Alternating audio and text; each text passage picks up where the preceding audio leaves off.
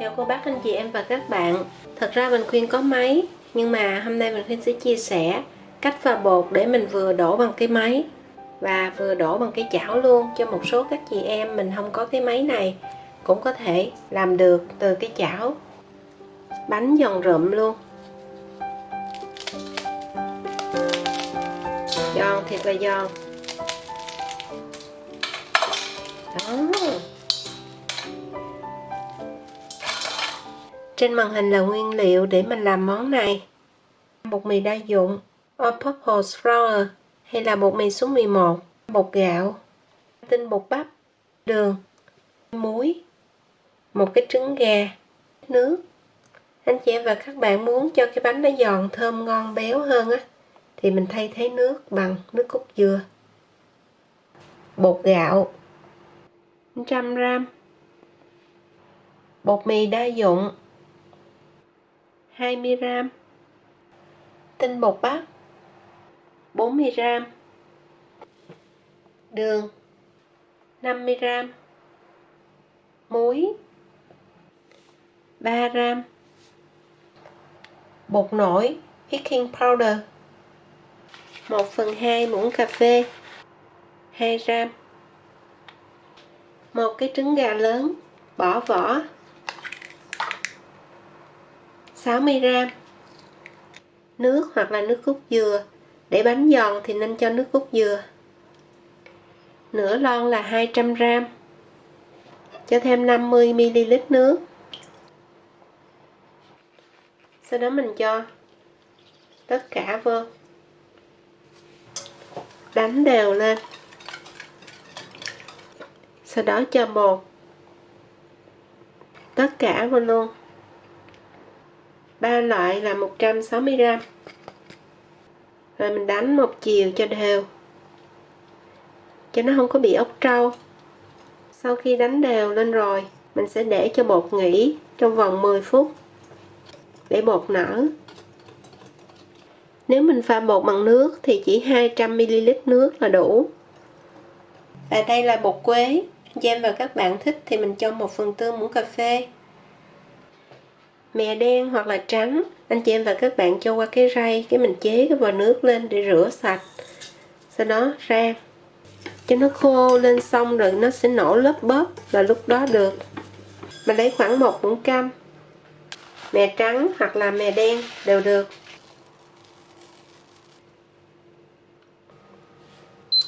Làm nóng chảo, mình cho một chút xíu siêu dầu ăn.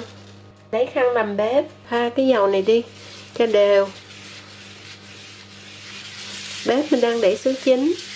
Khi chảo nóng mình sẽ hạ xuống còn số 7. Chảo của mình đường kính 20cm. Cái chảo lớn anh chị em và các bạn đổ nó đẹp hơn đó.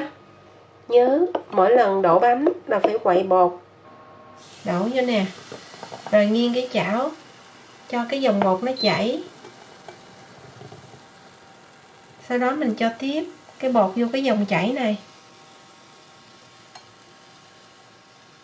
Rồi, như vậy là cái bánh nó sẽ tròn và đều.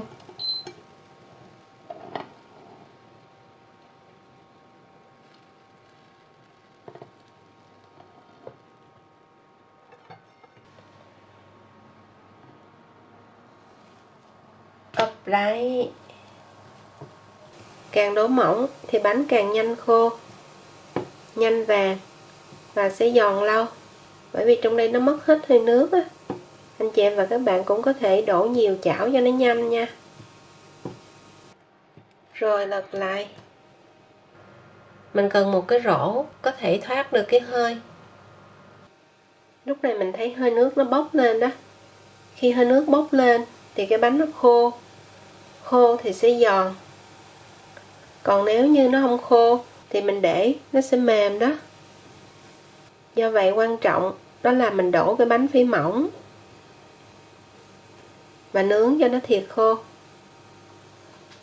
Khoảng 2-3 phút gì đó thì cái bánh nâu vàng rồi, mình lật lại.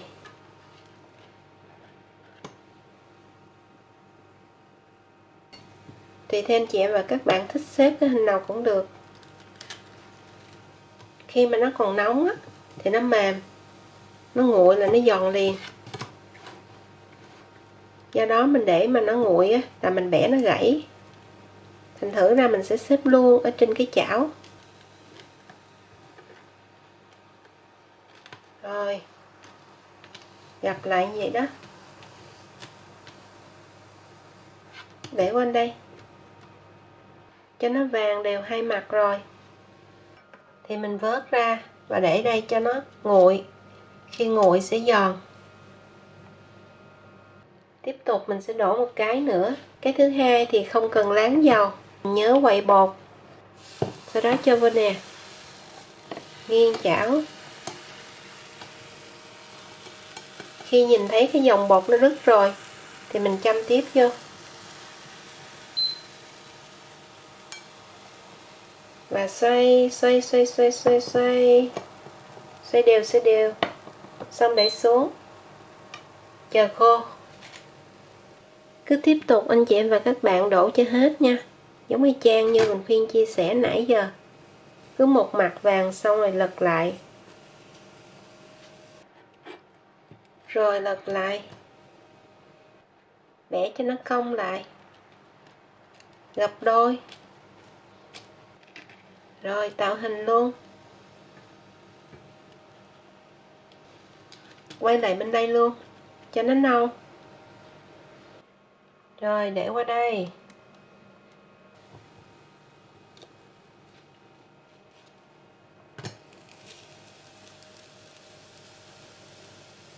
Thơm thì là thơm mùi cốt dừa, mùi mè, mùi bánh nướng.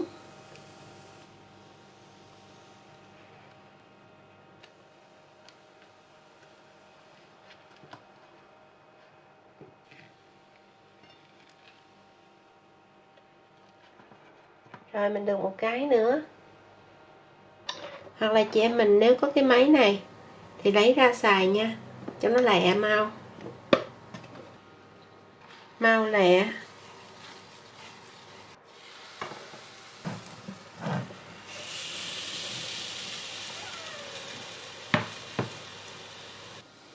Cùng một công thức pha bột, mình có thể đổ cái chảo hoặc là đổ bằng máy. Khi đổ bằng máy anh chị em và các bạn thấy nó lên hơi nước quá trời luôn. Và muốn cho cái bánh nó giòn lâu thì mình đổ phải chậm để cho nó bốc hết hơi nước. Vừa đổ bằng cái này.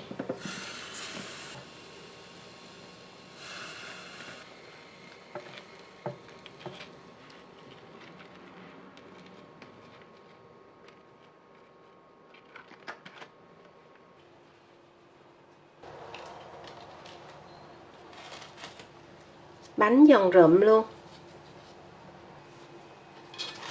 Bánh mè.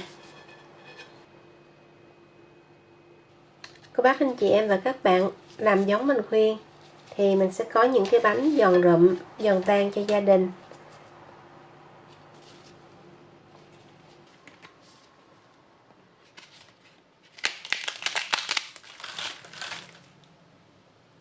Mình Khuyên chúc cô bác anh chị em và các bạn cùng gia đình mình luôn được nhiều sức khỏe, bình an, hạnh phúc.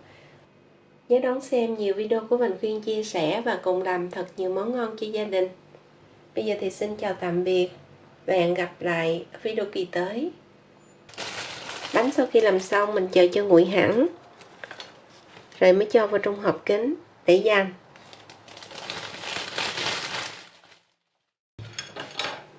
Giòn khú luôn.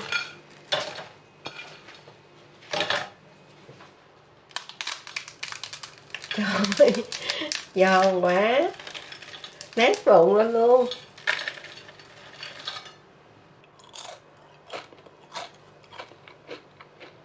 Thơm nước cốt dừa. Thơm con ha. Ngon. Hơn 4 ngày. Bữa mày làm là thứ mấy? 6 ngày. Mà giòn con ha. Thơm ghê. Con thử đi.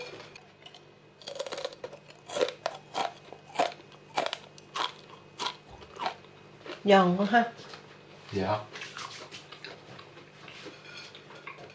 Giòn mà nó không có bị cứng, nó giòn tan luôn.